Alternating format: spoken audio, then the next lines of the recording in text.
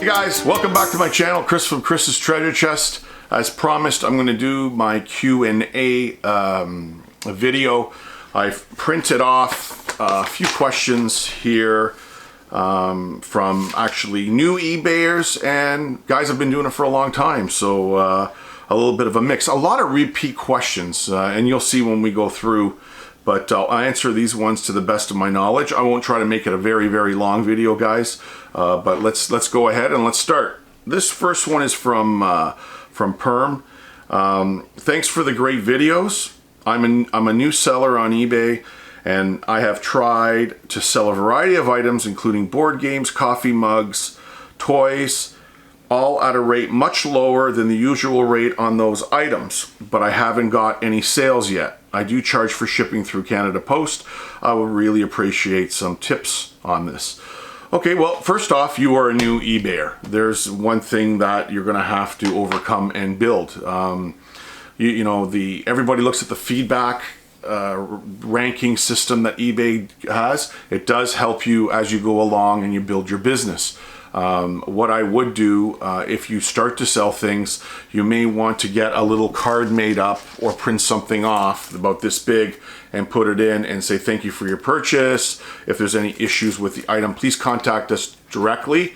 Do not contact eBay, and we'll be more than happy to rectify any issues you have. And then put in bold letters, please do not forget to leave positive feedback.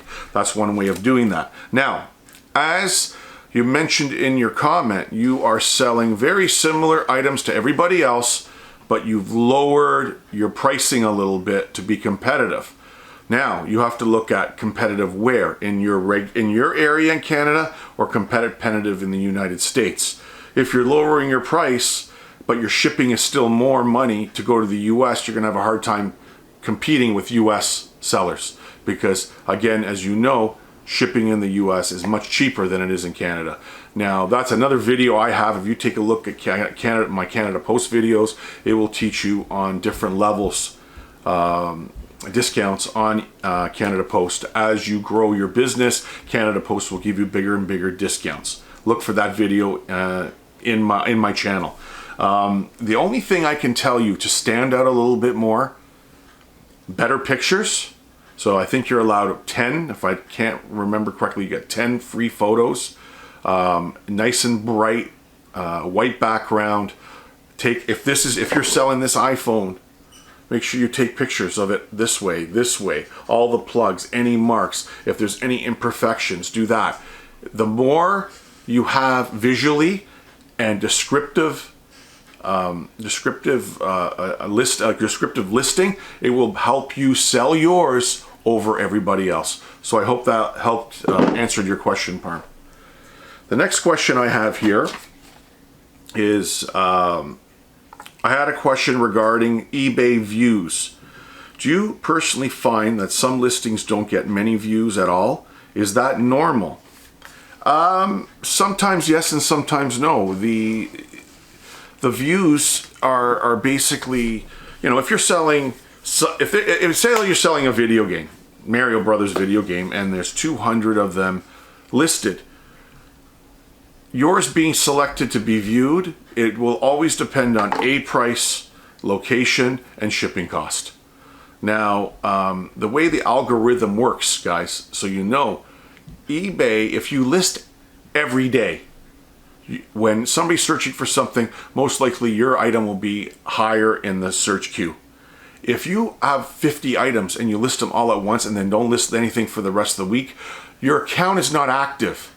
And the eBay algorithm sees that. So another way to be more exposed is if you buy 10 items, list 2 today, 2 tomorrow. I know you want to list them and make money, but kind of stagger them around.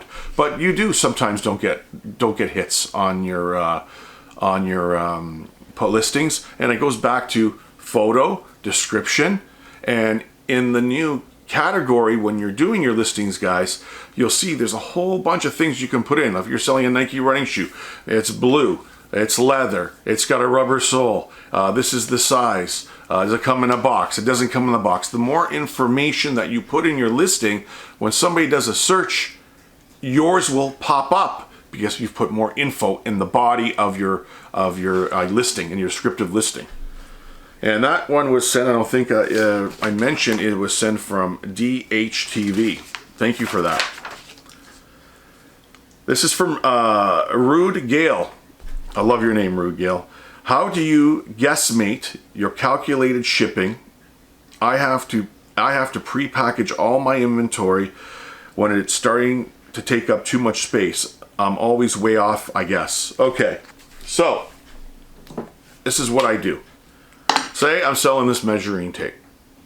I go to weigh the measuring tape. So if it falls into these categories, 0 to 500 grams, 500 grams to 1 kilogram, or 1 kilogram to 2 kilogram. So if I weighed this and it was 550 grams, I would list it between, because now I have to put it in a box. I'll have to put some bubble wrap around it. It's going to add some weight. So I know that it's not going to be higher than 1 kilogram. So when I do my listings, guys, all my listings are calculated listings from the buyer's location. And then when I do my weight, I don't put 1.56. I don't do that. I put it in that general range, and usually it's pretty accurate, and you make a little bit of money on shipping that way. That way, Gail, you do not have to package everything. You just guess, and you're pretty much there. Now, if you do your shipping label through PayPal, Canada Post, that's who I use. If I'm short or I miss up, they will send me a notification that I miscalculated, and then they charge me 40 cents, 30 cents, whatever the difference is, and I pay it. So that's how I do it. I do not pre-package everything. It just takes too much time.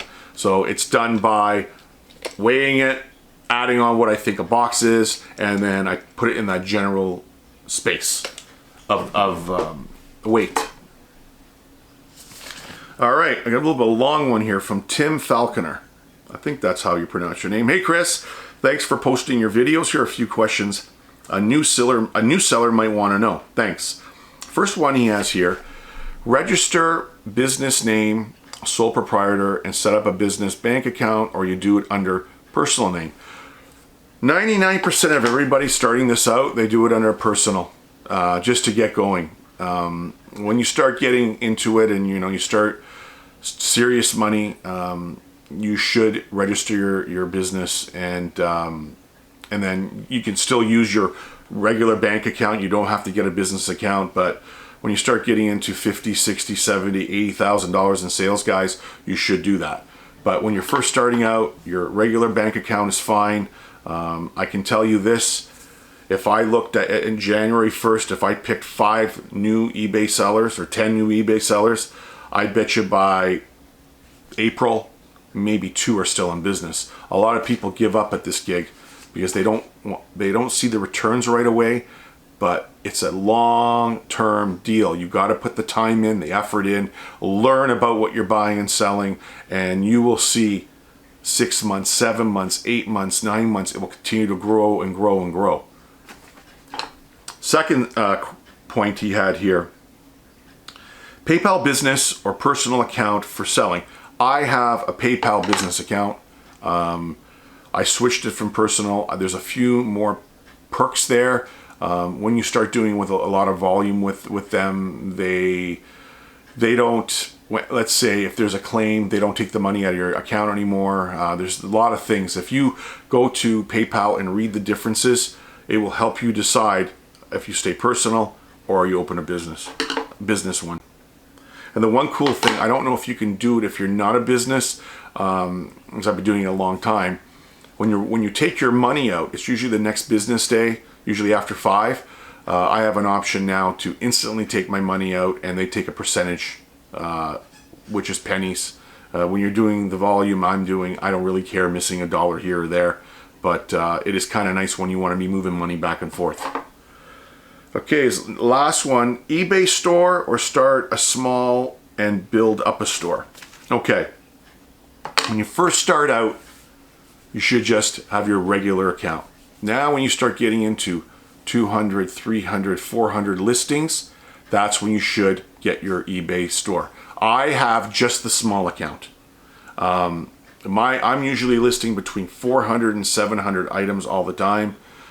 So if I do go over, I don't mind paying the 11 cents or whatever, because I make generally a lot more margin on my sales than a typical new seller would, selling smaller items starting off.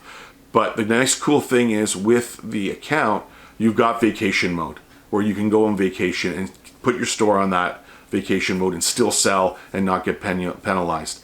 You also are able to, you get a free coupon every 3 months. I think it's $35 Canadian, and you can use it to buy shipping supplies from the eBay store, and I just go get eBay tape. It works great for me. But again, when you're starting out, like I started out, when you only have 20, 30 listings, why are you going to pay that money out for 400 listings when you're not there yet? You will know when you're ready to go and open up an eBay store. Now, I'll give you a tip. What happens is you can also call eBay when you think you're ready, and they'll analyze your account, and they will look at your fees and compare them if you have a store or not a store, and then you'll know the difference. And also when you have a eBay account or a business account, or sorry, a store account, you do get a discount on listing fees and things like that. But if you go to eBay and type that in, they will show you the discounts that you get. It'll help you go through the process and help you if you decide you want to open up a small business store on eBay. So Tim, thank you for that. Very good questions, and it'll help out. I hope it helps out a bunch of you new resellers. I get a lot of questions here on the U.S. sales tax video that I put out. There's a lot of unhappy guys in the States, not only buying from Canada but buying from U.S. where they're getting dinged the state tax that has now been implemented. Very interesting. I just wanted to point that out. All right, let's see what we got here. All right, we got about 5 more here. Okay, so this is from 4L13N. Have you encountered any fakes in thrift stores? One of my items got pulled down because it was a copy of a famous unknown by me brand. Yeah, one time I had a bunch of iPhone cases. I picked them up. I think I picked up a dozen of them. I didn't have a lot of money in them, and eBay pulled it because they weren't authentic. They're allowed to do that, guys. So as for me finding fakes, I don't sell Nike shoes or Armani purses. I don't get into any of that. There's just too many fakes out there. I did sell jerseys, like old used jerseys at one time, and I got out of it. Too many headaches, people saying that they're fake. You got to fight with them. I tend to stay away from stuff like that, but you're right. If eBay sees it's fake, they will remove it, and then you will get a ding against you, and if you do it again, they'll ban you from the site, and you won't be able to sell anymore. That was a good question. Thank you. Grandma said, Grandma A-E-H. Hi, Chris. I have a question about sending offers to watchers. Can you explain how to do that, please? Is it only on the app? Thanks. Yes, it is only on the app. You can only do it there, guys. I've done this once before, and I'll do it quickly on this video for Grandma to show her. So, what you do, here is your main, let's see if it focuses in there. There we go. There's your main screen, right? On your app. So down below, you hit My eBay, right? So you hit My eBay, and then that comes up. Okay, see that? Now, the way I do it, I hit Selling. Okay, and right here you'll see that. So right now I have 407 active listings. I don't know if it's zooming in. Let's see if it does. There it is. So go there, and I have 2 items sold that I have to pack. Very nice. Okay. Then what I do is I hit the 407, the number. All right. And then this, it comes up like this. This is how I do mine. I don't know if you can see that. I'm trying to hide my face so the camera can pick this up. There we go. Okay, you see that? And then up in the right, you'll see sort. So I hit sort, and then that screen opens up. Okay, can you see that? Sort. And then I hit number of watchers. Then it shows me all my items. Come on, focus in camera. There we go. Then it shows me all the items that have watchers. Now, you start to scroll through, and here's an example. There's one item that has a bluish band over it. You see it? So you hit that band and follow the instructions, and you can send an offer to that person. Now, I have 120 watchers right now. Not all of them have a band, very few. So it just varies on what eBay selects. I think it's the amount of hits or whatever. I don't know the correct formula, but that's how they do it. That's how to do it, Grandma. That's how you do it. You can't do it from your computer. Got to do it from your phone. And if you need some more details, send me another message and I'll try to walk you through it. Okay, the next one is XVHK Green. Full-time reselling ever. Not right now. As you all know, I am in corporate sales. I have a full-time job. I can retire in a few years, early retirement, because I have a very good pension with the company, and I am thinking about, depending on how well the business grows, as it's doing very, very well, better than I've ever thought it would do on my third year. May do it, maybe jump ship and then retire and do this full time. But right now it's a part-time gig for me, guys. I started as a hobby, and it's actually turned into a full-time, part-time job. Let's say that, because weekends, nights, that's what I'm doing. Listing, buying. It's turned into. I'm not saying it's a bit. It's fun. I like doing it. It's a lot of work, but it's very gratifying in the end. And the YouTube channel as well. It's grown with the store, and I meet a lot of great resellers, and it's very enjoyable. I'm really having a great time doing it.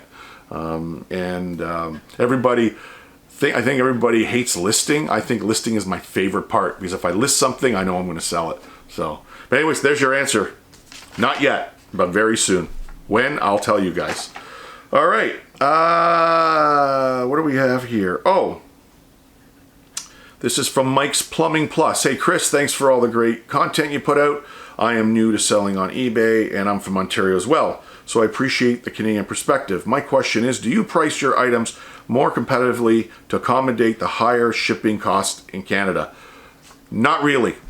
Not really, Mike. The way I go around it, I do not sell a lot of items that there's multiple listings of. I like to sell unique items that are hard to find, and people will pay for the shipping and for the price.